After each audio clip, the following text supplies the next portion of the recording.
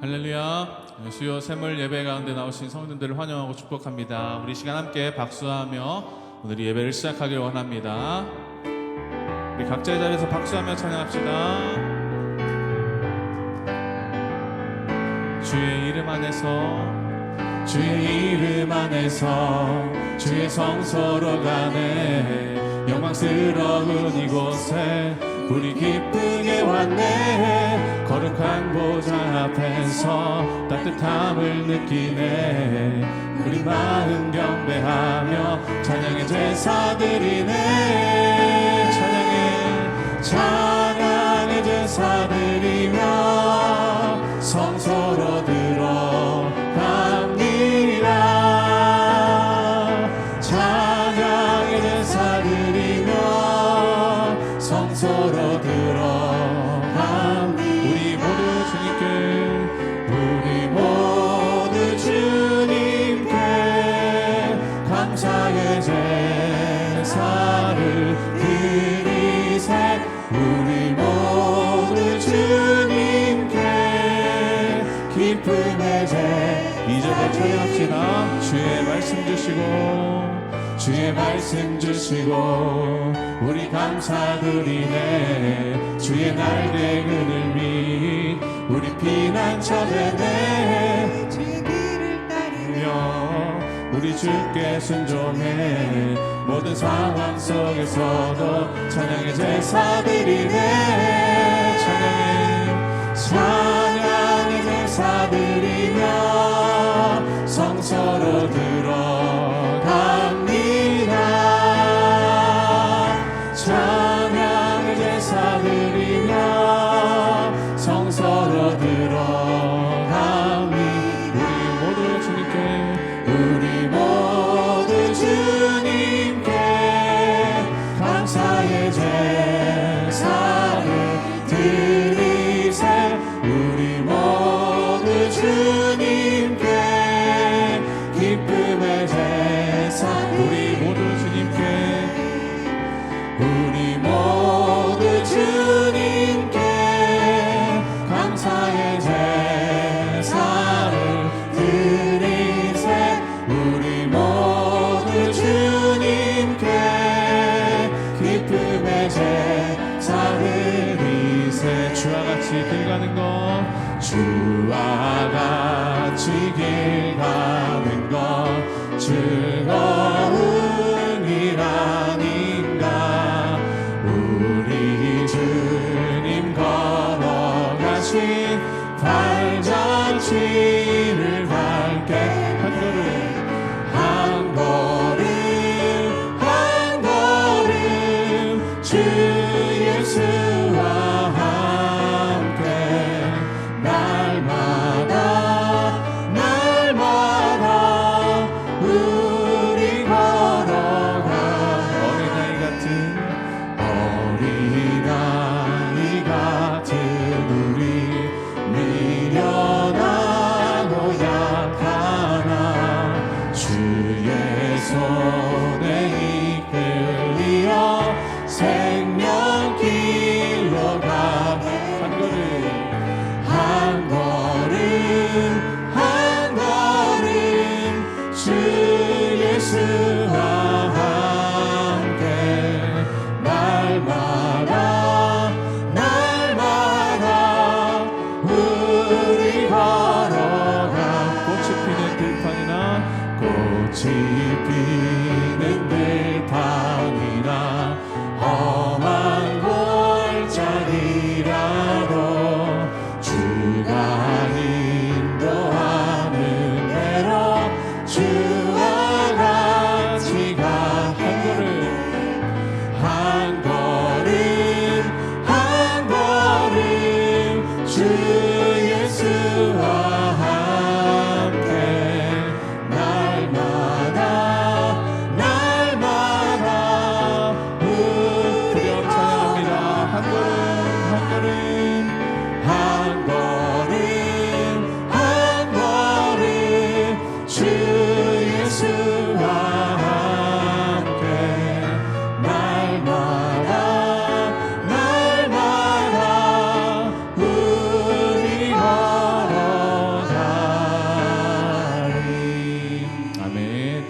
주님께서 날마다 우리와 함께 해주심을 믿습니다. 이렇게 계속해서 찬양하실 때에 우리와 함께 하시는 그 주님을 더욱더 의지하는 마음으로 함께 찬양하도록 하겠습니다. 우리 믿음으로 고백합시다. 세상 흔들리고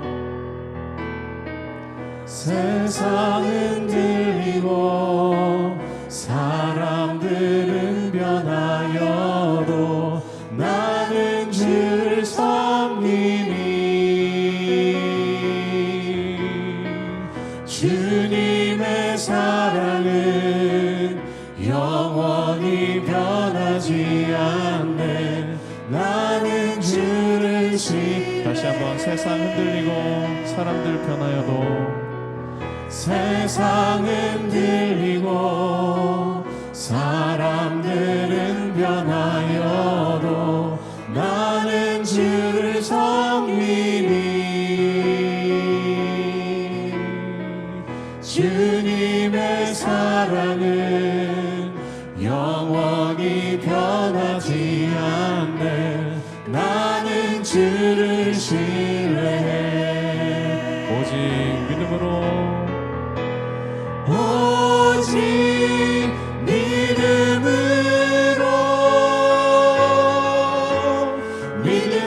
내가 살리라.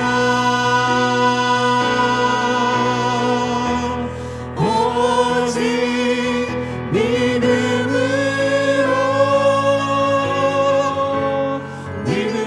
내가 살리라. 믿음은 들리고 사람들 주를 떠나도 나는 주를 섬기니 주님의 나라는 영원히 쇠하지 않네. 나는 주를 신뢰해 오직 믿음으로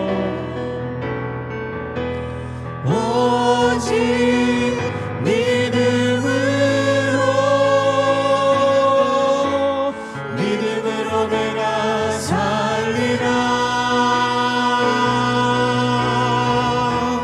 오직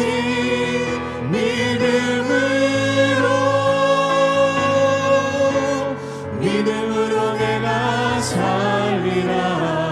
오직 의인은 믿음으로 말미암아 오직 의인은 믿음으로 말미암아 살리라. 오직 의인은 믿음으로 말미암아 살리라. 우리 시간 잠시 기도하도록 하겠습니다. 하나님께서 오늘 이 시간 가운데 우리를 위해서 예비해 주신 하나님의 은혜를 경험하는 시간 되길 원합니다. 우리 주신 은혜를 사모하고 기대하는 마음으로 이 시간 잠시 합심하여 기도하도록 하겠습니다. 좋으신 하나님 아버지 감사합니다. 오늘도 우리에게 귀한 은혜 베푸시기를 원하시는 하나님 마음을 우리가 알기 원합니다.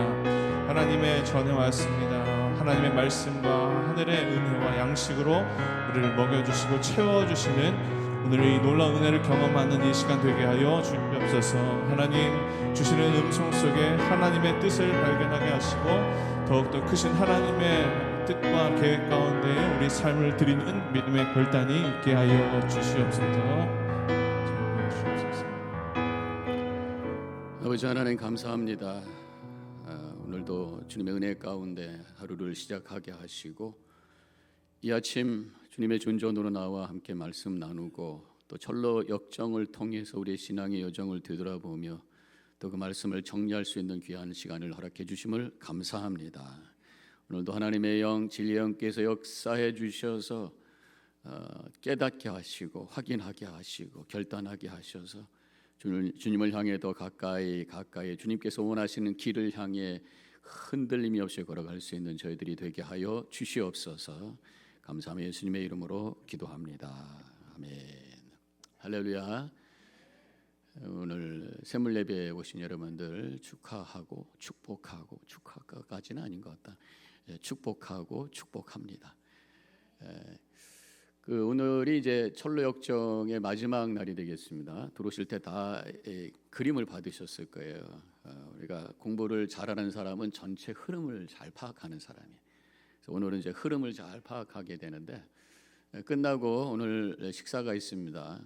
양정희 장로님께서 준비해 주신 음식이 있는데 잡수시고 또 떡도 있고 케이크도 있고 오늘 종강 파티 제가 문제지는 드리지 않아요. 그래서 끝나시고 함께 교제하다가 돌아가시면 되겠는데 그리고 다음 주부터는 이제 예수 3반 우리 공부를 시작을 합니다. 그래서 우리 방 목사님, 방세 목사님 방은 여기 그 라비에 있는 컨퍼런스룸 회의실로 가시면 되겠고요. 그다음에 이재필 목사님하고 저하고 이재필 목사님이 한국을 가시게 되어서 두 클래스가 같이 함께 일단은 두 주를 식당에서 테이블을 크게 만들어서 식당에서 하게 됩니다. 교재는 다음 주에 드리겠어요. 그리고 교재를 미리 드려야 여러분들이 아시는 성경 구절을 찾아오는데 미리 드리지 못하기 때문에 그 첫째 주만 제가 성경 구절을 찾은 거를 드릴 거예요.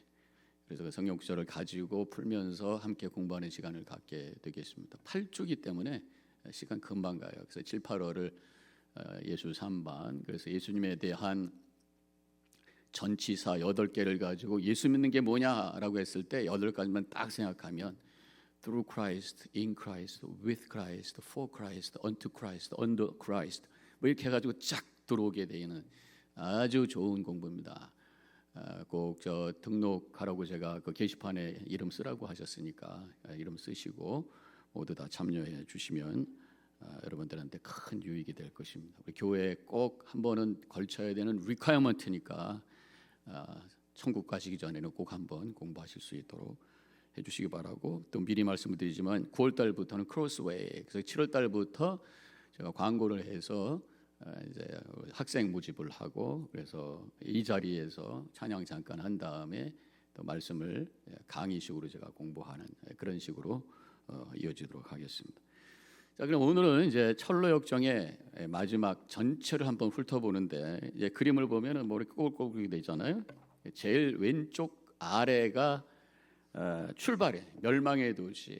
우리가 살고 있는 이 세상은 멸망할 수밖에 없다. 정말에 멸망받을 수밖에 없는 죄의 도시다. 거기서 이제 떠나는 얘기가 나오게 되는데, 자, 이 철로역정의 원래의 영어의 타이틀이 뭐예요? Pilgrim's Progress라고 하는 거예요. 그래서 이걸 한국말로 철로역정 옛날에 번역한 거기 때문에 1800년대에 이게 번역된 거기 때문에 이 한자어로 번역이 돼서 이름이 굉장히 올드한 느낌이 들어서 철로역정 그러면 괜히 올드한 거 가지고 한다라고 생각하지만 사실 제일 올드한 게 성경 아니겠어요? 사실은 중요한 책이고 성경보다 두 번째로 많이 읽힌 책이 바로 이 Pilgrim's Progress. 이걸 한국말로 좀 번역을 더 쉽게 한다면 순례자의 진전 뭐 이렇게 볼 수 있지 않을까. 나중에 좀 책을 만들 때 이제 이름을 좀 바꿨으면 좋겠어요. 철로역정이 아닌 다른 어떤 거로 그러면 좀 젊은 분들이 좀 더 기대감을 갖고 오지 않을까 생각이 드는데 이걸 누가 지은 거예요? 마지막은 여러분들이 그동안 공부했던 것도 한번 확인해 볼 겸 제가 질문할 테니까 아는 대로 대답을 한번 해보세요. 누가 지은 거라고요? 존 버년이 지은 거예요. 1628년생입니다. 1628년. 아버지가 이 땜쟁이. 한국에도 옛날에 땜쟁이 있었죠. 돌아다니면서 뭐 냄비 떼워요, 그리고 뭐 주전자 떼워요. 여기 앉아 계신 앞에 계신 분들 잘 모를 거예요. 근데 우리 때는 그랬어요. 저 어렸을 때도 또 그런 것도 있었고, 저 연탄 찍는 사람도 있었어요. 그래서 연탄재에서 까만 것만 긁어가지고 이렇게 모아놓고 있으면 그 사람들이 와가지고 무슨 틀에다 놓고 망치를 꽝꽝 두들기면 나중에 구공탄이 딱 만들어지는 기억을 하시나? 이게 아시나? 어쨌든 그런 것도 있었는데 이 땜쟁이가 그 존 버년의 아버지의 잡이었어요. 그래서 아버지 쫓아다니면서 이제 계속 배우게 됐는데 굉장히 불행한 인생을 살았다 그랬죠. 16살 때 어머니가 돌아가시고 누이 동생도 죽어요. 아버지는 세 번째 부인을 얻게 되고 존 버년은 근데 참 하나님의 은혜로 20세에 결혼을 했는데 믿음 좋은 아가씨와 만나서 그 아내의 영적인 역할이 굉장히 크다라는 것을 이 존 버년을 통해서도 알 수 있어요. 제가 항상 말씀드리지만 그리고 부인들이 믿음이 좋으신 분들이 남편도 나중에 믿음이 좋아지더라. 이 존 버년도 마찬가지예요. 아버지 쫓아다니면서 그렇게 좀 험하게 살았는데 믿음 좋은 아내를 만나가지고 열심히 신앙생활을 하게 됩니다. 그러면서 막 은혜도 받고 간증도 하고 평신도인데도 설교도 막 하는데 그때 이제 영국 사람이거든요. 영국 성공회가 국교가 되면서 성공의 지침만 따라야 되는 거예요. 상당히 복음적인 지금 내용이 다 이 청교도들의 복음적인 신앙 아닙니까? 예수 믿고 천국 간다고 하는 아주 기본적인 복음적인 메시지를 가지고 쭉 이어서 이야기가 스토리가 나가는 건데 이런 복음적 설교하는 사람들을 박해를 하고 법적으로 제재를 하고 그리고 이제 뭐 라이센스를 가지고 설교해야 되고 뭐 이런 게 있었겠죠. 국교니까. 근데 성령 받은 대로 간증하고 설교했는데 결국 잡히게 돼 가지고 감옥에 들락날락했어요. 근데 자그마치 복음적 설교를 했다고 해가지고 12년 감옥 생활을 했다는 거예요. 도대체 어떻게 된 세상인지 모르겠어요. 복음을 전했는데 그 기독교 국가에서 12년을 감옥 생활을 시켰다는 거죠. 그래서 감옥에 들어가서 주시는 감동을 가지고 썼던 책이 바로 The Pilgrim's Progress라고 하는 철로 역정이 되었다고 하는 거죠. 이것이 1895년에 캐나다 선교사 스카스 게일이라는 분이 번역을 해서 한국에 알려지게 되었어요. 이 철로역정은 이렇게 시작이 됩니다. 나는 자다가 꿈을 꾸었다. 꿈속에 한 남자를 보았는데 그래서 꿈 이야기처럼 쭉 진행이 되죠. 꿈 이야기처럼. 이건 이제 뭐 성경은 아니고 그지만 성경을 근거로 한 신앙의 여정을 나름대로 존 버년이 은혜 받은 대로 이 스토리식으로 꾸며서 만든 그런 책이라고 하는 거죠. 그렇지만 굉장히 거기서 성경적인 근거가 있기 때문에 우리가 이것을 가지고 함께 공부하고 말씀을 나눌 수가 있다고 하는 것입니다. 처음에는 이 꿈에서 나오는 한 남자 얘기로 시작이 되는 거예요. 이름이 안 나와요. 근데 우리는 나중에 이름이 누군지 알죠. 누구죠? 크리스찬. 어느 책에는 기독도라고 번역되기도 하고 그냥 크리스찬. 처음에는 한 남자가 성경을 읽다가 깜짝 놀라게 됩니다. 그러면서 두려움에 빠지게 되는 거예요. 죄의 삭은 사망이다 라고 하는 그런 말씀, 자신이 얼마나 죄인인가를 깨닫게 되고 그 죄값이 사망이다 라고 하는 것을 말씀을 통해서 알게 되면서 두려움이 처음에 오게 되었다고 하는 거예요. 그 믿음이라고 하는 것은 어떻든 하나님의 말씀을 들음으로 시작이 된다는 거죠. 그런데 처음에는 그 죄가 뭔지를 알고 죄에 대한 결과가 뭔지를 아는 것으로부터 믿음의 여정이 시작이 된다는 것을 여기서 볼 수가 있어요. 그래서 이제 이 성경이라는 게 그만큼 중요하다라는 거예요. 어쨌든 성경을 읽어야 된다. 성경은 영적인 거울이라고 할 수도 있고 영적인 렌즈라고 할 수도 있고 내 자신을 볼 수 있는 렌즈, 또 미래를 볼 수 있는 망원 렌즈, 또 우리가 어떻게 살아야 될지를 아는 그런 매뉴얼이라고도 할 수 있고 그래서 성경을 통해서 우리가 진리를 알고 나를 알고 하나님을 알고 길을 알고 굉장히 중요한 거죠.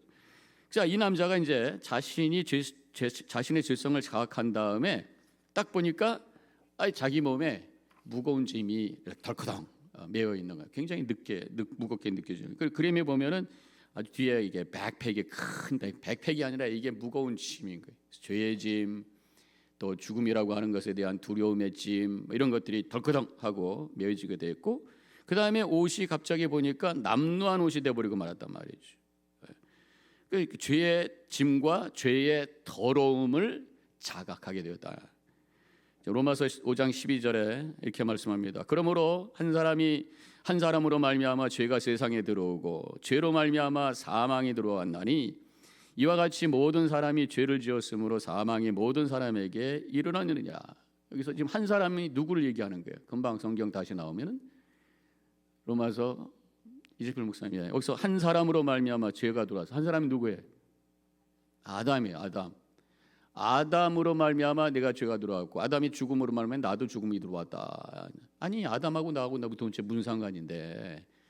이것에 대해서 제가 두 가지를 이미 설명드렸던 거 기억나시는지 모르겠어요. 한 가지는 유전적 차원으로 우리가 이해할 수 있다. 죄의 유전성. 또 두 번째로는 죄의 대표성. 유전성이라고 하는 거. 처음에 이렇게 죄가 들어온 다음에 그게 아예 그 존재 속으로 스며들어가 가지고 그 후손으로 계속해서 유전이 되고 있어요. 그 흔적이 뭡니까? 가인이 아벨을 쳐 죽인단 말이에요. 사실 죄가 점점 증폭이 되죠. 이런 것을 우리가 보여주는 그 창세기 이야기인 것을 알 수가 있어요. 인간이 태어나면서부터 이 죄가 있다고 하는 거예요. 가르치지 않아도 폭력적이고 이기적인 게 인간이란 말이야. 하나도 안 가르쳐줘도 알아서 이기적이 되고 알아서 폭력적이 되는 거예요. 어떤 유치원 교사가 이렇게 관찰을 하는데 아이들에게 이제 블럭을 나눠주고 그 브릭을 가지고 나름대로 자기들이 막 만드는 거예요. 레고인가 뭐 그런 거잖아요. 근데 어떤 애가 이제 그걸 가지고 이제 만드는데 모자른 거예요. 등치 큰 놈이 이제 모자른 거예요. 옆에서 비행기를 열심히 만들고 있던 조그만 애 거를 이제 뺏은 거야. 뭐 자기게 모자르니까 뺏으니까 그 뺏긴 조그만 애가 막 앙앙 울다가 갖고 있었던 그 비행기 만들던 걸 가지고 큰 놈의 머리통을 땅 때린 거예요. 그랬더니 또 이 등치 큰 놈이 가만히 안 있고 일어나 가지고 애를 콱 밀었어.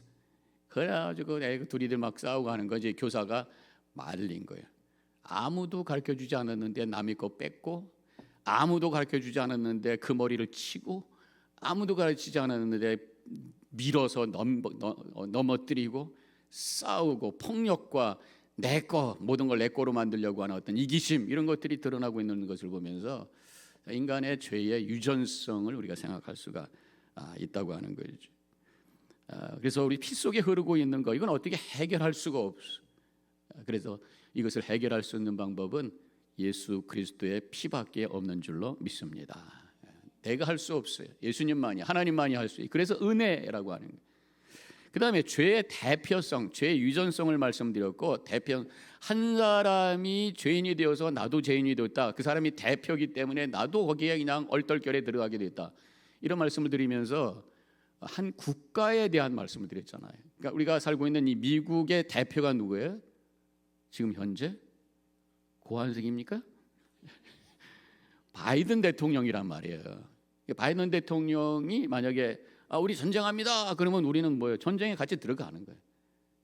내가 전쟁을 안 한다고 해도 우리 국가가 전쟁에 들어가는 거예요. 그렇게 되면 젊은 사람들 끌려가야 되고 또 미국은 아직 그럴 염려가 없겠지만 폭격이 올 수도 있고 러시아하고 우크라이나 서로 전쟁에서 그 선량한 시민들 얼떨결에 전쟁터에 들어가는 거란 말이에요. 요새 우크라이나가 하도 사람들이 남자들이 이제 전쟁에 가서 죽고 다치고 가니까 사람들이 없대요. 그래서 지나가는 사람 막 잡아간대 지금 이제. 그래가지고 시골로 도망 다니고 또 안 가려고 60세까지도 나가지 못하게 만드는 거예요. 우크라이나에 갔었으면 다행히 난 60세 넘어가지고 끌려가진 않았겠다 싶더라고요. 어쨌든 그런 상황이 되는데 대표가 결정을 했는데 그냥 다 쫓아가는 거란 말이에요. 마찬가지예요. 지금 우리의 태어나자마자 인간의 대표는 아담이라는 거예요. 그래서 나도 그냥 죄인이 되어버려요. 근데 믿음이라고 하는 게 뭐냐? 대표를 바꾸는 거예요. 우리의 대표는 예수 그리스도인 줄로 믿습니다. 예수 그리스도께서 살아나셨기 때문에 우리도 같이 살아난 거고 예수 그리스도께서 우리를 새롭게 하셨기 때문에 의롭게 하셨기 때문에 우리도 의로운 자가 되었다고 하는 거예요. 대표성. 자, 지금 이 남자가 지금 크리스찬이죠. 죄와 영적인 더러움을 자각하고 이제 이 문제를 해결하기 위해서 어떻게 할까 그러다가 사람을 하나 만나요. 누구죠? 전도자를 만납니다. 그래서 제가 전도자는 아마도 잔 버년이 실제로 자기가 늘 영적인 상담을 하고 카운셀링을 받았던 멘토 역할을 했던 자기 목사님이셨을 것이다. 그래서 목회적인 지도를 받아야 되고 교회를 통해서 영적 리더를 통해서 지도를 받아야 된다는 거죠. 성도들끼리 함께 서로 협력해주고 말씀을 나누고 은혜를 나눌 수 있는 그게 필요하다. 그래서 잠언서 27장 17절에 보니까 철이 철을 날카롭게 하는 것 같이 사람이 그의 친구의 얼굴을 빛나게 하느니라.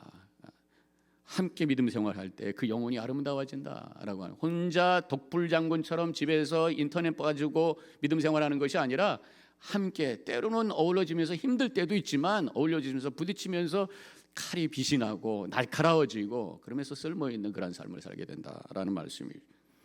이 전도자가 두 가지를 제시를 해요. 첫 번째로는 좁은 문으로 가라. 좁은 문이 보이죠? 여기서 좁은 문 저 위에 보이죠? 좁은 문으로 가라. 좁은 문. 왜 그것이 믿음의 길이라고 하는 것이 좁은 문, 좁은 길이라고 하는 것인데, 왜냐하면 그것이 영적인 길이기 때문에. 이 세상의 삶은 물질, 보이는 것, 내가 가질 수 있는 것, 느낄 수 있는 것, 이런 차원인데, 믿음의 삶이라고 하는 것은 그것을 뛰어넘는 영적인 믿음과 거룩을 향한 길, 말씀을 붙들고 보이진 않지만 믿음으로 고백하며 미래를 현저화시키며 살아가는 그런 믿음의 여정이라고 하는 것은 쉬운 게 아닌가. 이게 좁은 문이라고 하는 것입니다. 그런가 하면 그 길은 결국 혼자 가는 길이에요. 내가 믿고 내가 결단하고, 얼떨결에 와이프가 교회 잘 다니고 믿음 생활하니까 내도 그냥 얼떨결에 가는 게 아니라 내 하나님으로 고백해야 되고, 내 복음을 가져야 되고, 내 믿음을 가져야 되는 좁은 길이라고, 좁은 문이라고 하는 거죠. 이 좁은 문으로 들어가라 말씀한 다음에 또 한 가지를 제안했는데, 빛을 따라가라 그랬어요. 빛을 따라가라. 빛을 따라가면 거기에 좁은 문이 보인다. 세상은 어둡기 때문에 좁은 문 찾기가 쉽지 않아. 그렇지만 저 빛을 보러 가. 그러면 거기에 좁은 문이 있을 거야. 이렇게 가르쳐 주신 거예요. 그 빛은 뭐예요? 바로 하나님의 말씀이라는 거죠. 그래서 시편 119편 105절에서 주의 말씀은 내 발의 등이요 내 길의 빛이니이다, 이런 말씀이 나와요. 시편 중에 제일 긴 시편이 몇 편이에요? 금방 나왔죠. 119편 172절까지 있던가? 어떻게 되죠? 176절까지인가? 근데 다 그게 뭐에 대한 말씀인 줄 아십니까? 하나님에 대한 말씀만 하는 거예요.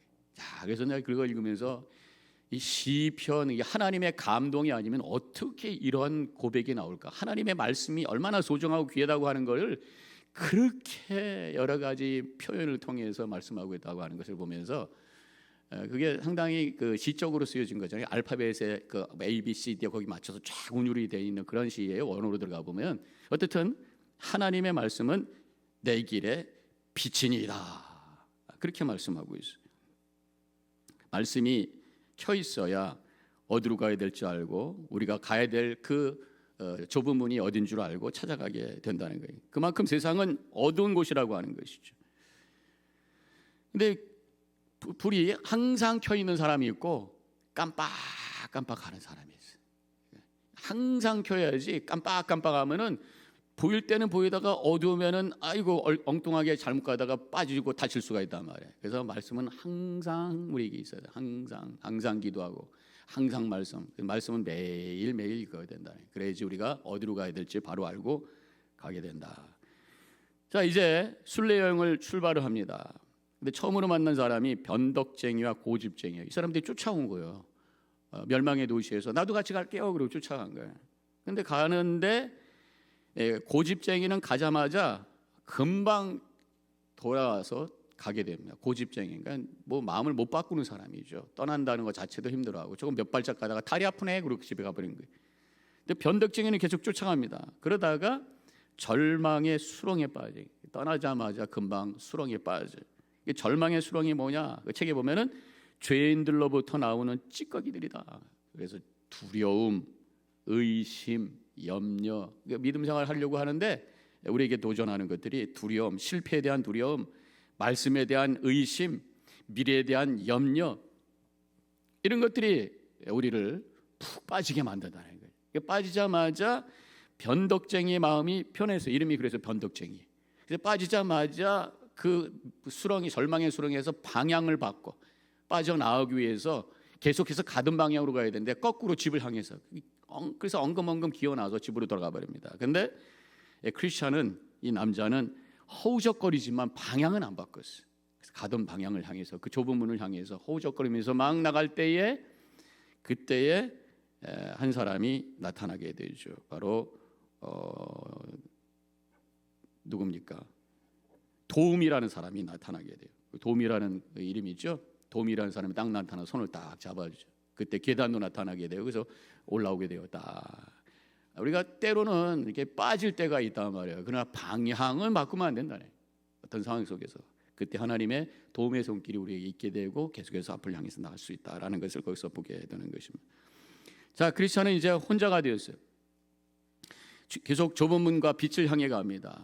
근데 이번에는 한 사람을 만나게 되는데, 세상의 지혜자, 월드리 와이즈맨을 만나게 됩니다. 말도 잘하고 신사처럼 보여요. 근데 그 사람은 그 영어에 보면은 커널 팔러스 시티, 커널은 육신이란 말이고, 육신을 따르는 도시, 세속 도시 출신이다라고 쓰여 있어요.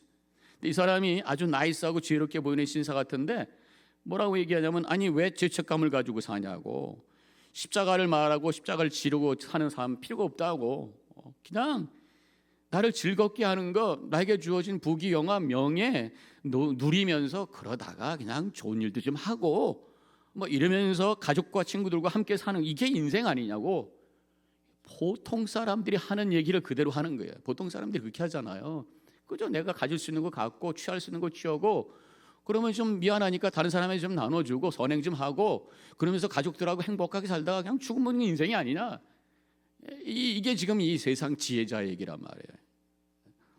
그러면서 이 지혜자가 제안을 하는데 저쪽에 도덕이라는 마을에 율법이라는 사람을 찾아가라. 없으면 그의 아들 예의를 만나라. 그렇게 제안을 하는 거예요.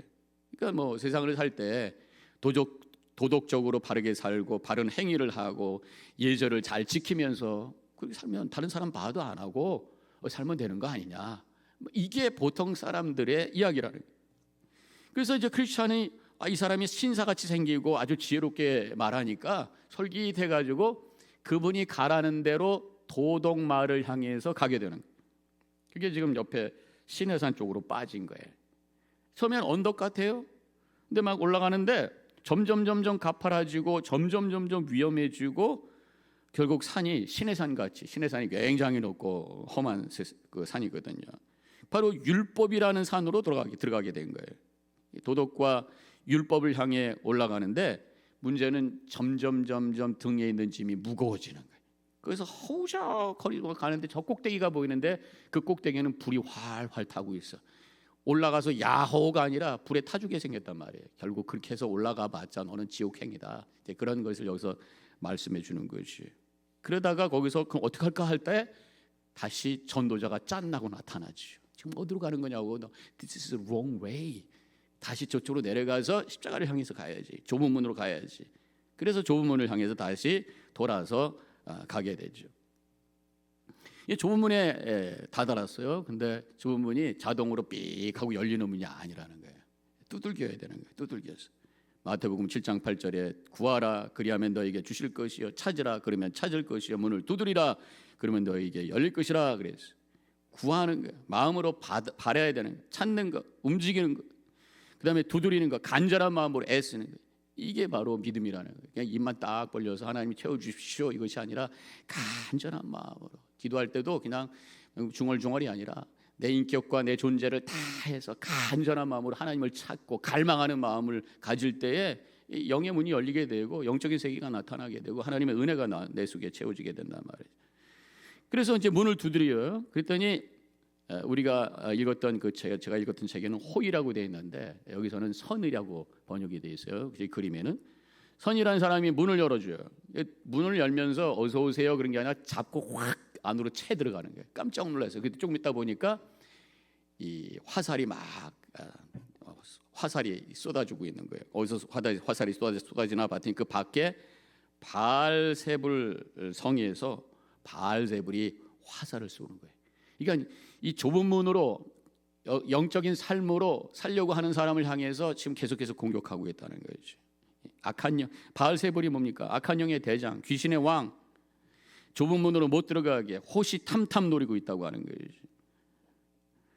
그래서 우리가 믿음 생활 열심히 하고 은혜와 감격이 있을 때 오히려 사탄 마귀의 시험에 빠질 수 있는 기회가 될 수 있다는 거예요.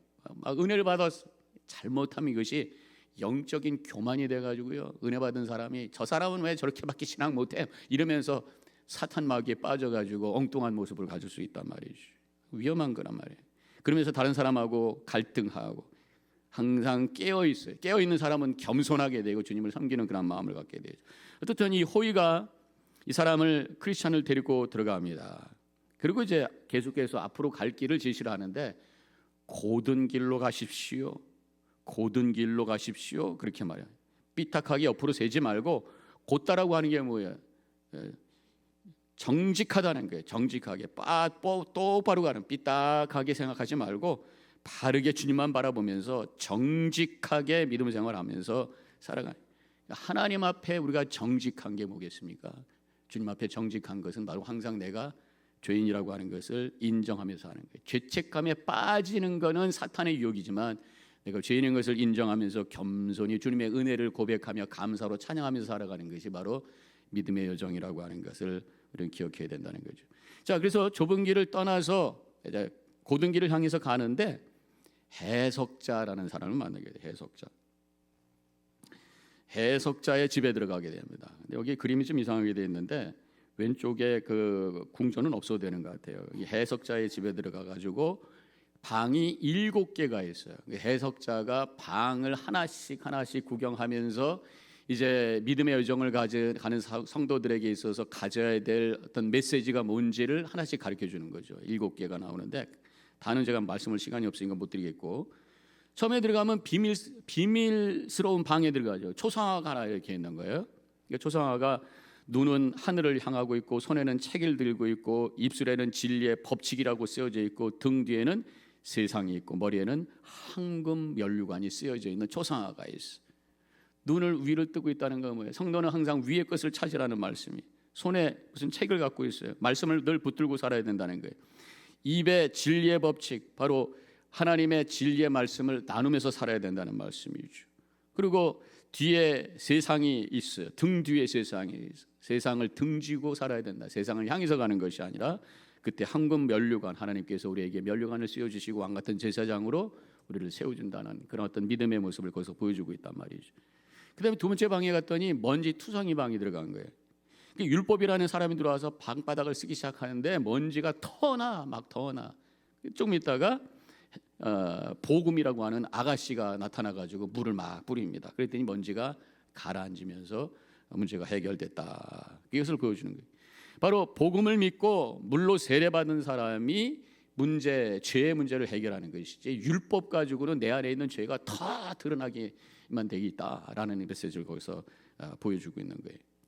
그 다음에 세 번째 방에 갔더니 두 아이가 쭈그리고 앉아 있어요. 근데 큰 아이의 이름이 정욕이고 작은 아이의 이름은 인내였어요. 이 정욕은 심통이 나 있습니다. 이게 뭐냐면 정욕을 쫓으면 만족이 아니라 늘 불만 속에 살게 되어 있다는 거예요. 근데 인내는 차분히 앉아 있습니다. 지금 주어진 것을 인내하면서 하나님의 뜻을 기다리는 자, 주어진 환경을 은혜로 고백하면서 자족하는 자가 바로 평강 가운데 산다고 하는 것을 보여주는 그런 메시지라고 할 수 있습니다. 그 다음에 네 번째 방에 들어가니까 불길이 타오르고 있어요. 한 사람이 와서 불길이 타오르는데 물을 확 부죠. 물을 갖다 붓고 있어요. 그런데도 불이 안 꺼져. 이 불이라고 하는 것은 은혜의 불길. 물을 붓는 사람은 사탄마귀. 은혜의 불길에 물을 뿌리고 있는데 불이 꺼지지 않아요. 근데 그 뒤에를 봤더니만 어떤 사람이 뒤에다가 기름을 뿌리고 있어요. 바로 우리 예수 그리스도가 성령의 기름을 뿌려주기 때문에 사탄마귀가 우리를 방해하더라도 우리 예수 그리스도를 바라보고 성령 충만한 사람은 여전히 하나님의 은혜의 불길 속에서 뜨거운 삶을 살 수 있다라는 메시지를 거기서 보여주는 것이죠. 그 외에 세 개의 방이 더 있지만 생략하고 넘어갈게요. 자, 이렇게 해석의 방에 나와서 호이가 말해준 대로 좁지만 고든 길을 향해서 걸어갑니다. 쭉 걸어가는데 그 다음에 뭐가 나왔어요? 십자가의 언덕이 나오죠. 십자가의 언덕이 나와요. 그 십자가의 언덕 위에 올라가서 십자가 위에 설 때에 그동안에 메고 있었던 무거운 짐이 탁 풀어지게 되고, 그러면서 세 천사가 나타나는데 첫 번째 천사가 나타나서 당신이 죄 사함을 받았습니다 라고 선포를 하는 거예요. 두 번째 천사가 나타나더니 옷을 새롭게 입혀줍니다. 그리고 세 번째 천사가 나타나서 이마에 표를 달아주는 거예요. 성령의 인치심을 주시는 거죠.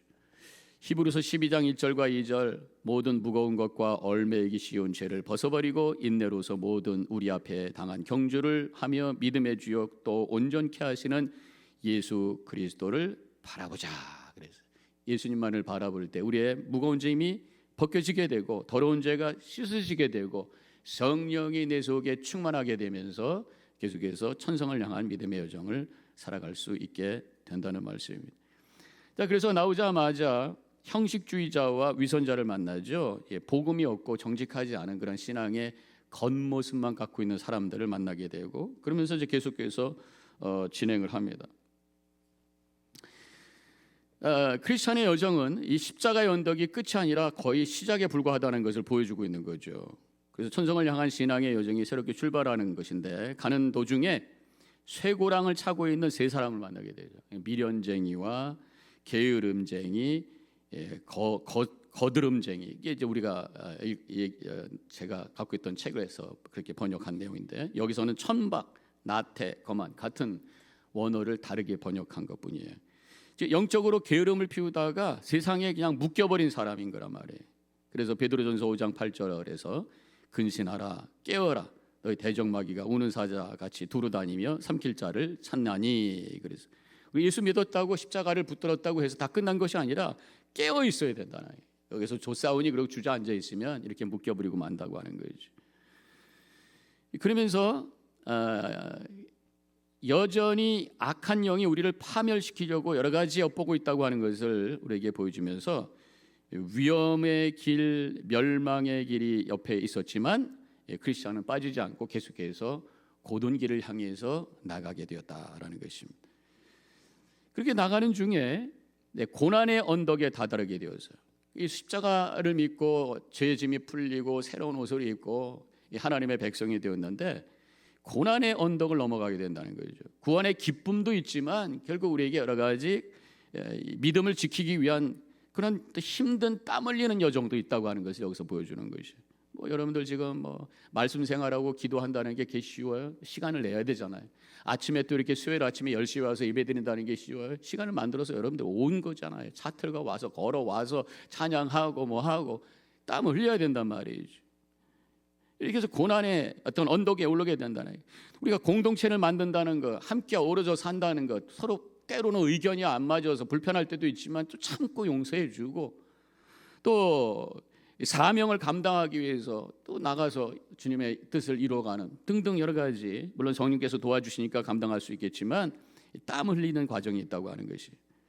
그래서 이제 언덕, 고난의 언덕을 올라가는데 위에서 내려오는 사람이 있어요. 겁쟁이와 의심이 뛰어내려오죠. 나중에 그 언덕 위에 올라가면 거기에 아름다운 집이 있는데 그 앞에 두 사자가 있어요. 그러니까 그 아름다운 집은 이제 교회인데 또 사탄이 여러 가지 르렁거리면서 우리를 위협하지만 묶여 있는 사제, 물지는 않아.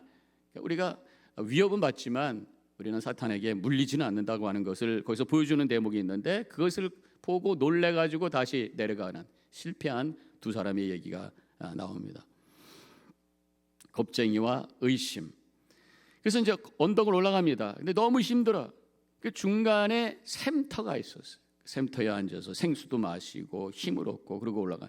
믿음의 여정 속에 우리가 여러 가지 힘들고 또 이 세상 이 세속 사회 속에서 그것을 거슬러서 믿음 생활하려고 그러면 힘들 때마다 하나님께서 우리에게 샘터를 주신다.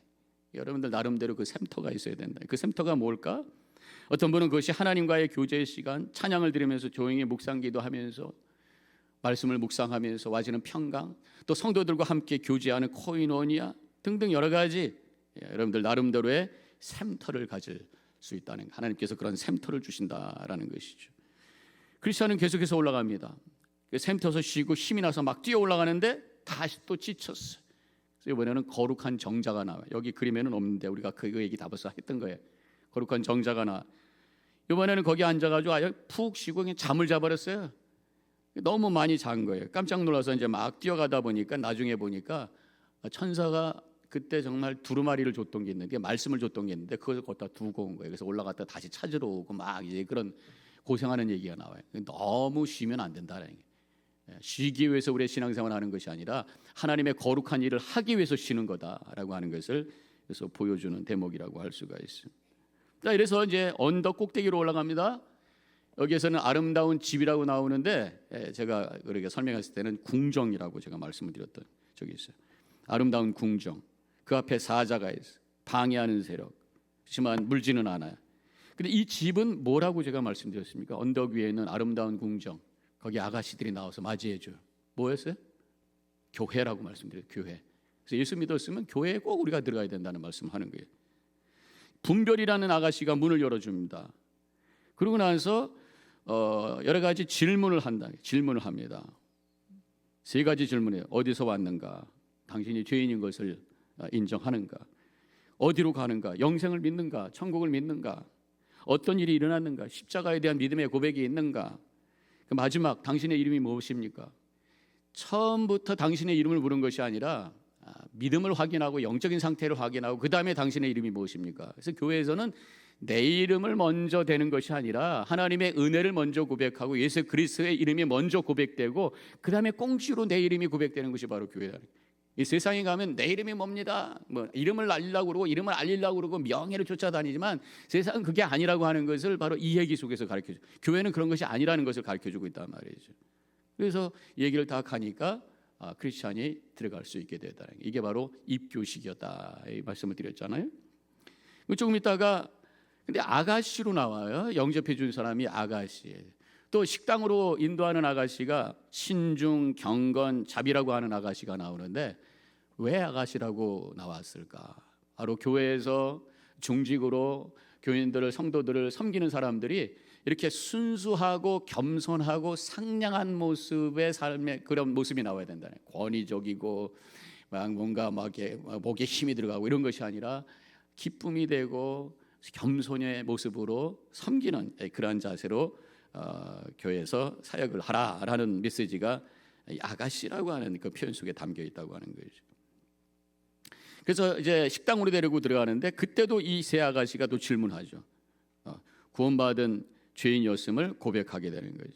그리고 성령을 거스르는 육체의 소욕을 어떻게 극복했는지, 영적인 승리의 삶을 살고 있는지, 죄에 빠졌는지 이런 걸 질문하는 거예요. 그래서 우리가 성만찬을 받을 때 꼭 우리가 해야 될 게 뭐냐면 내 안에 있는 죄를 회개해야 된다는 거예요.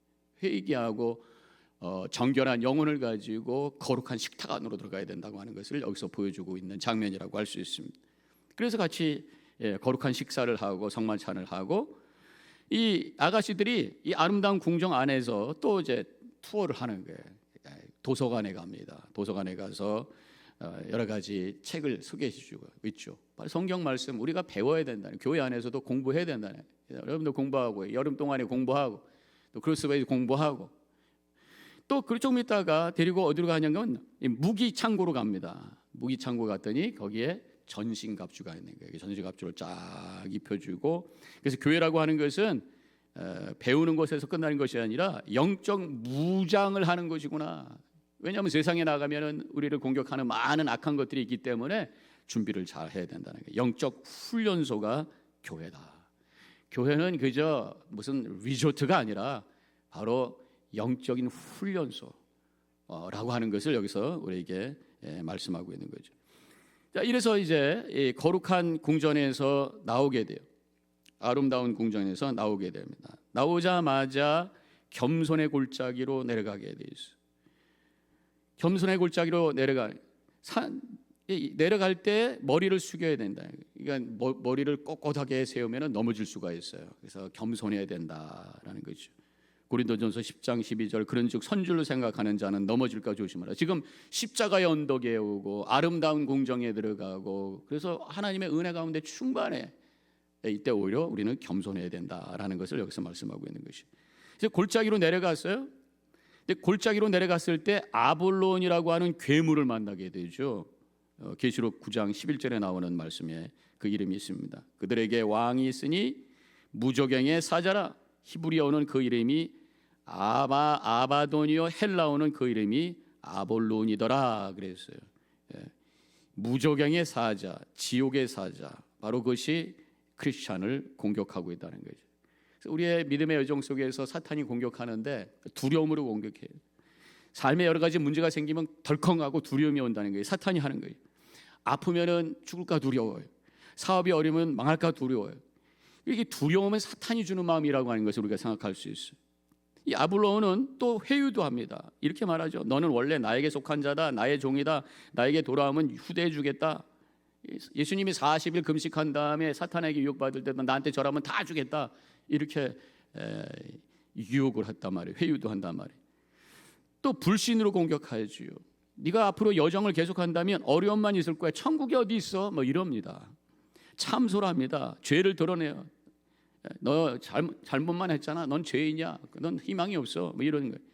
나중에 불 붙는 창을 던집니다. 파멸시키려고 공격합니다. 그때 크리스찬은 입고 있었던 전신갑주에서 믿음의 방패로 탁 막아내게 되고 말씀의 칼을 들어서 아볼론을 탁 쳐가지고 승리했다라는 얘기가 나오게 되죠. 그래서 거기를 지나가게 되는 것이에요.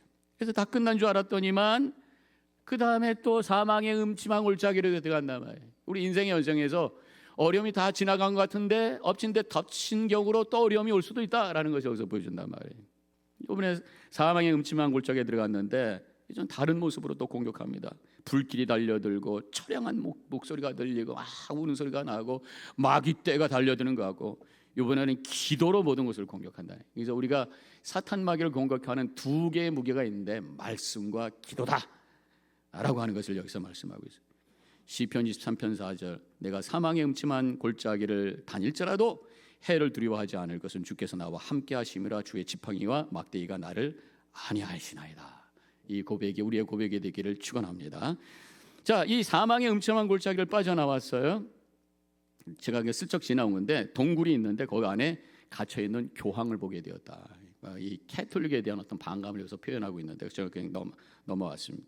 계속 가는데 앞에 한 사람을 이제 만나요. 그 이름이 바로 성실. 여기서는 믿음이라고 나와요. 영어로는 faith라고 나오니까.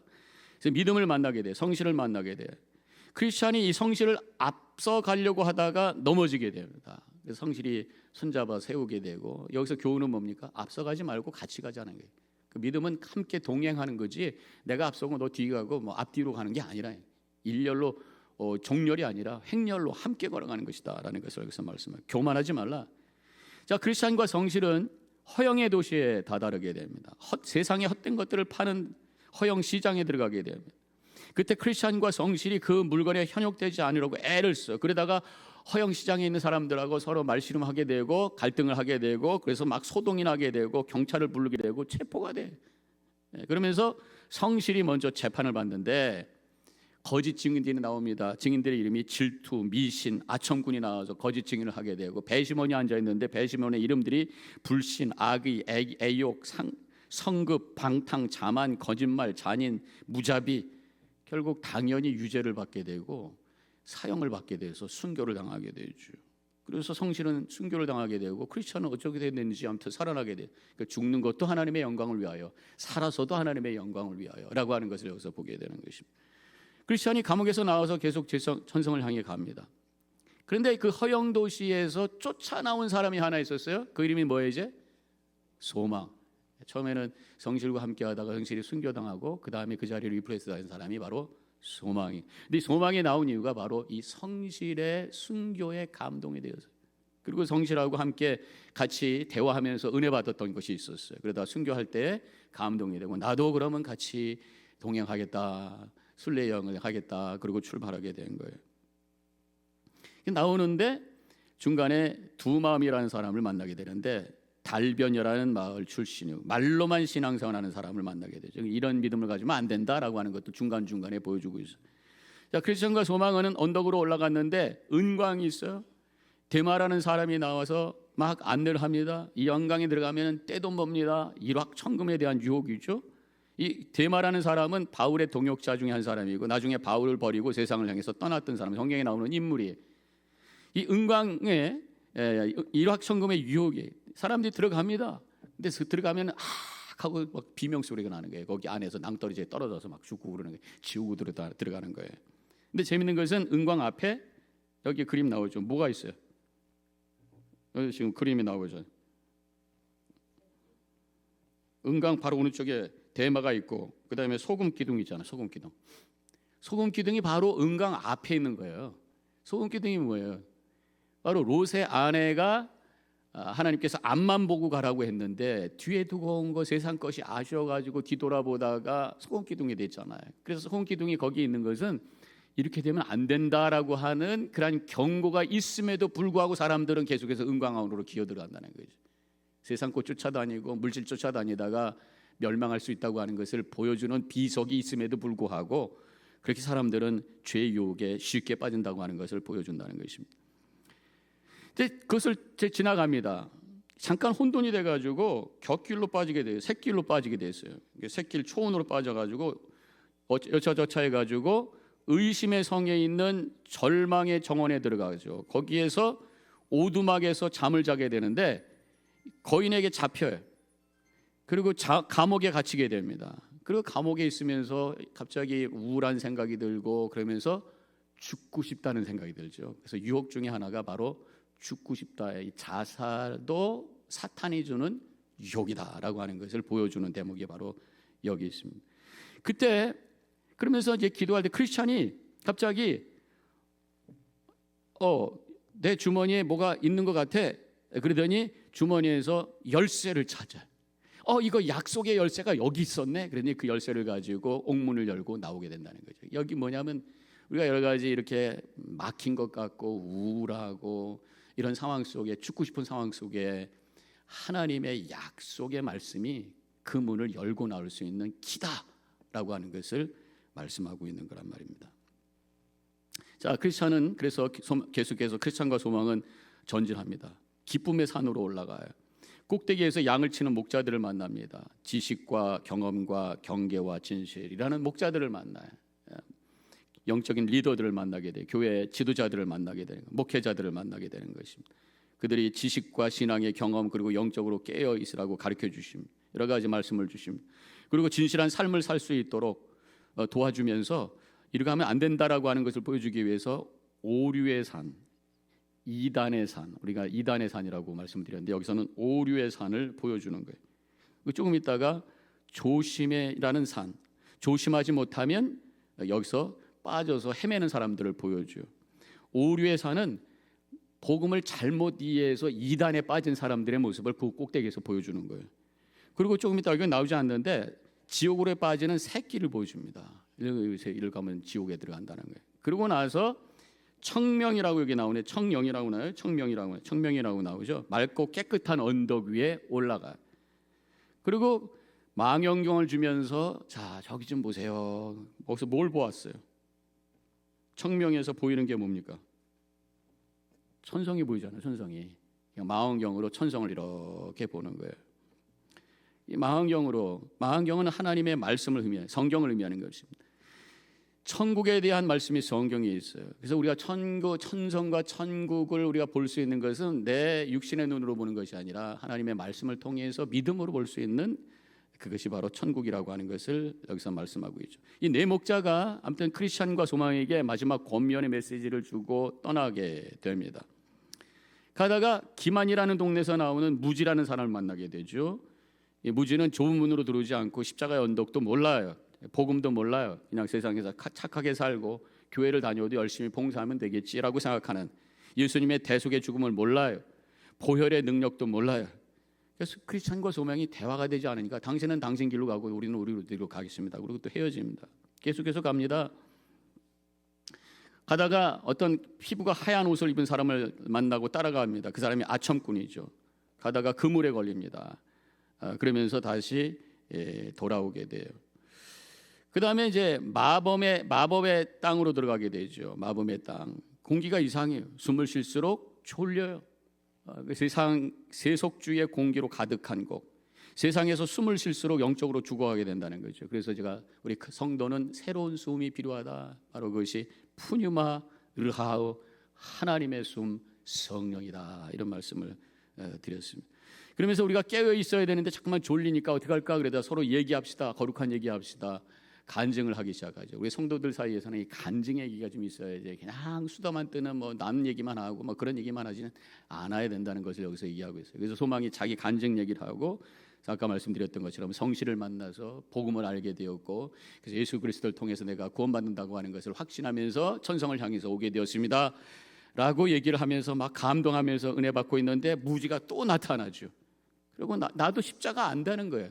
근데 십자가의 대속의 죽음을 고백하는 것이 아니라 예수님께서 하나님께 순종한 그 모습을 우리가 감동해가지고 우리도 예수님에 순종하면서 하나님의 뜻대로 살아갈 때 천국에 갈 수 있다고 하면서 또 도덕과 행위로 얘기를 하고 있어요. 대속의 죽음을 계속해서 몰라요. 십자가를 안다고 하면서도 대속의 죽음은 몰라요. 결국 이제 크리스찬과 소망은 죽음에 가까운 곳에 다다르게 됩니다. 바로 뷸라의 땅. 뷸라가 무슨 의미라고 그랬어요? 뷸라가 무슨 의미라고 그랬어요? 결혼하다, 그런 뜻이에요. 결혼하다. 그래서 결혼한 신부와 같이 아름다운 땅. 지금까지 이렇게 쭉 믿음의 여정을 지금까지 왔었는데 그 마지막 죽음의 강 앞에 그 마지막 순간이 가장 아름다운 신부와 같은 땅이다. 네, 그런 말씀. 그래서 복음을 붙들고 성령님과 함께 믿음을 가지고 천성을 향해서 유혹을 이겨내면서 믿음 생활한 그 영적으로 성장한 자들은 마지막 천국 가기 그 직전이 두려움이 아니라 감격과 감사와 기쁨의 순간이 될 수 있다라고 하는 것을 보여주는 대목이라고 할 수가 있습니다. 그러면서 이 사도 바울의 믿음의 고백, 노년기에 이렇게 고백했던 것이 기억나잖아요. 제가 말씀을 드렸잖아요. 우리의 고백이 되면 좋겠다. 고린도후서 4장 6절과 8절. 전제와 같이 내가 벌써 부어지고 나의 떠날 시간이 가까웠도다. 인생이 전제가 뭐예요? 재물 위에다가 포도주를 갖다 붓는 것. 내 피를 다 주님 앞에 쏟아놓는 것. 지금까지 인생이 그저 흘려버린 낭비가 아니라 하나님께 쏟아부은 전제와 같은 그런 삶으로 지금까지 내가 살았습니다. 나는 선한 싸움을 싸우고 나의 달려갈 길을 마치고 믿음을 지켰으니 여러 가지 유혹이 있었지만 여기 보면 얼마나 많은 유혹이 있어요. 새길도 있었고 넘어지기도 하고 갇히기도 하고 위협도 있었지만 그것을 이겨내면서 지금까지 예수를 그리스도로 고백하며 살았습니다 라는 고백을 하고 있어요. 그리고 소망을 가지고 미래를 바라보고 있어요. 이제 후로는 나를 위하여 의의 면류관이 예비되었으므로 곧 의로우신 재판장이 그날에 내게 주실 것이며 내게만 아니라 주에 나타나는 심을 삼하는 모든 자에게 노토니라. 그래서 나에게 의의 면류관이 예비되었어. 면류관은 뭐예요? 왕에게 씌워지는 관. 이제 하나님의 나라에서 왕 노릇하며 주님과 함께 영원히 거할 것을 내가 믿습니다. 이 마지막 순간의 믿음의 고백을 사도 바울의 고백이 우리의 고백이 되어야 될 줄로 믿습니다. 이제 죽음의 강을 건너죠. 천성문이 보였습니다. 근데 강물은 무서운 거예요. 서로 격려하면서 한 걸음씩 걸어갑니다. 그때 크리스찬이 소리를 칩니다. 오, 저기 그분이 보입니다. 그분이 나에게 말씀하십니다. 내가 물 가운데 지날 때 내가 함께 할 것이다. 강을 건널 때 물이 너를 침몰하지 못할 것이다. 이 말씀을 꼭 붙잡았을 때 바닥이 딱딱해진 거 느끼면서 풍덩 빠지지 않고 걸어서 죽음의 강을 건넜다. 그런 말씀이에요. 죽음의 강물에서 나왔을 때 두 천사가 마중 나오고 아직도 천성문으로 들어가지도 않았는데 천군 천사가 나타나서 나팔을 불고 춤을 추고 이미 축제가 벌어진 거예요. 그 얘기는 우리가 천국 가기 전에 이미 내가 구원받은 자로 하나님께서 인정해 주신다는 거예요. 그게 구원의 확신인 것이란 말이에요. 그래서 천성문 앞에 그래도 들어갔을 때 그 앞에 있는 왕이 나와가지고 증명서를 보여줘라. 증명서는 리튼 다큐멘이니까 우리가 쓰여져 있는 하나님의 말씀을 근거로 한 우리의 믿음의 고백이 있어야 된다. 그래서 적어도 3가지 구절은 외우셔야 된다는 말씀을 드렸잖아요. 천국 앞에서 여러분들 그 말씀을 해야 된단 말이에요. 요한복음 3장 16절 하나님이 세상을 이처럼 사랑하사 독생자를 주셨으니 이는 저를 믿는 자마다 멸망치 않고 영생을 얻게 하려 하심이라. 또 요한복음 5장 24절 다 같이 읽어요. 시작. 내가 진실로 진실로 너에게 이르노니 내 말을 듣고 또 나 보내신 이를 믿는 자는 영생을 얻었고 심판에 이르지 아니하니 사망에서 생명으로 옮겨나니라. 로마서 10장 9절 10절 내가 만일 내 입으로 예수를 주로 시인하며 또 하나님께서 그를 죽으신 자 가운데 살리신 것을 내 마음에 믿으면 구원을 얻으리니 사람이 마음으로 믿어 의에 이르고 입으로 시인하여 구원에 이르나이라. 믿습니까? 이런 믿음이 우리에게 증명서란 말이에요. 증명서. 딱 했더니 문이 쫙 열어서 들어가. 그랬더니 금면류관을 주고 하프를 주고 찬양하면서 금면류관을 내려놓으면서 할렐루야 24장로의 그 찬양 속에 함께 동참하는 그 아름다운 모습이 거기 있어. 그런데 다시 잠깐 천국문 밖에 무지가 또 나타났어. 무지가 그 죽음의 강가에서 우연히 헛된 희망이라고 하는 뱃사공을 만나가지고 그 배를 타고 강을 건넜단 말이에요. 복음을 모르면서도 죽음 앞에서 헛된 희망을 가지고 나갔다는 얘기죠. 그런데 천성문 앞에 나타났는데 아무도 마중 나오지 않아요. 썰렁한 거예요. 벌써 틀린 거란 말이죠. 그래서 가서 그래도 문을 두들겼어요. 그랬더니 문지기가 증명서 내라. 없어요 했더니만 왕의 소리가 들립니다. 왕이 자 가서 쫓아내라 라고 얘기하죠. 그랬더니 데리고 나가서 저 언덕에 올라갔더니 그게 문이 하나 있어 탁 던졌는데 거기 어디에? 지옥문. 그게 바로 똥창이라는 거예요. 지난번에 제가 그 윷놀이 얘기하다가 똥창 얘기했잖아요. 바로 여기가. 그래서 거기서 뚝 떨어지게 됐단 말이죠. 그러면서 이 철로 역정이 끝나는데 마지막에 그 내용이 이렇게 쓰여져 있어요. 그때 나는 멸망의 도시에서뿐 아니라 천성문 앞에서도 지옥으로 가는 문이 있다는 것을 알았다. 그러다가 잠에서 깨어보니 꿈이었다. 이렇게 해서 끝나는 거예요.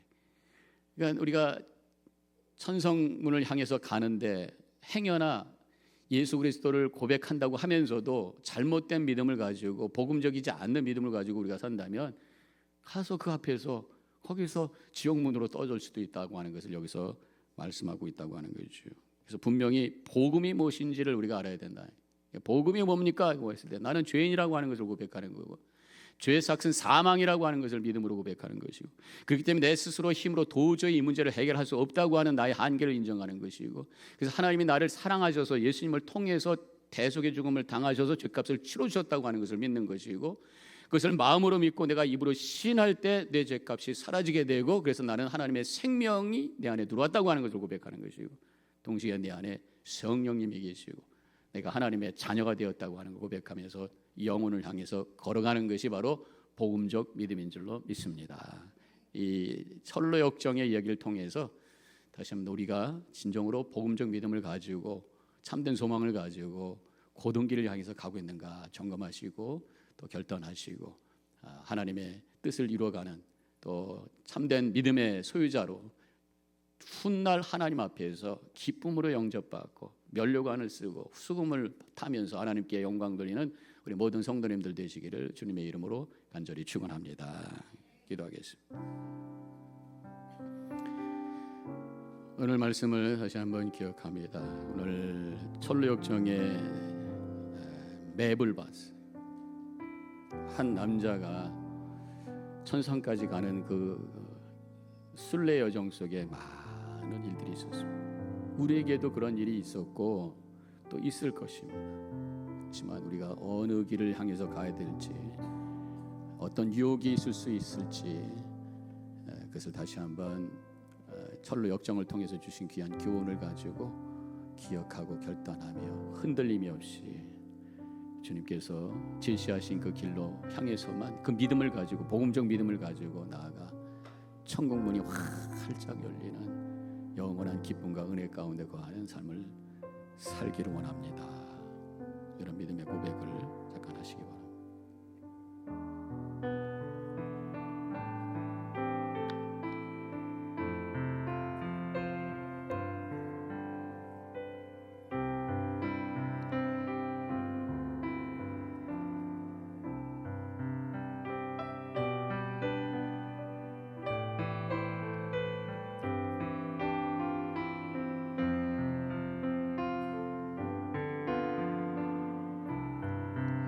이제 우리 같이 마지막 찬송 함께 부르시고 죽도록 피하겠습니다. 391장.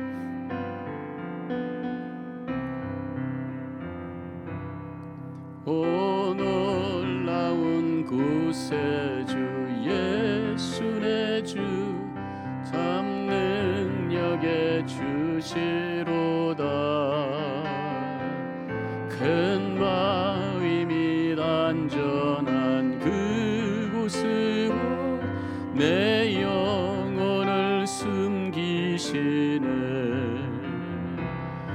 메마른 땅을 종일 걸어가도 나 피곤치 아니하며 저 위험한 곳 내가 이를 때면 큰 바위에 숨기시고 주 손으로 덮으시는 오 놀라운 구세주 예수 내 주 내 모든 짐 벗기시네. 죄악에서 날 끌어올리시며 또 나에게 힘 주시네.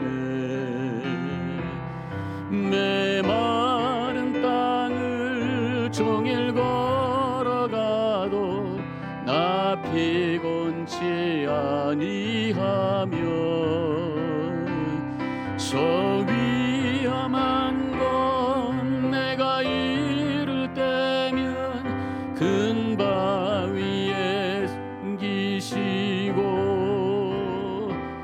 주 손으로 덮으시네. 증량 못할 은혜로 채우시며 늘 성령에 감아주사 큰 기쁨 중 주님을 찬양토록 내 믿음을 도우시네.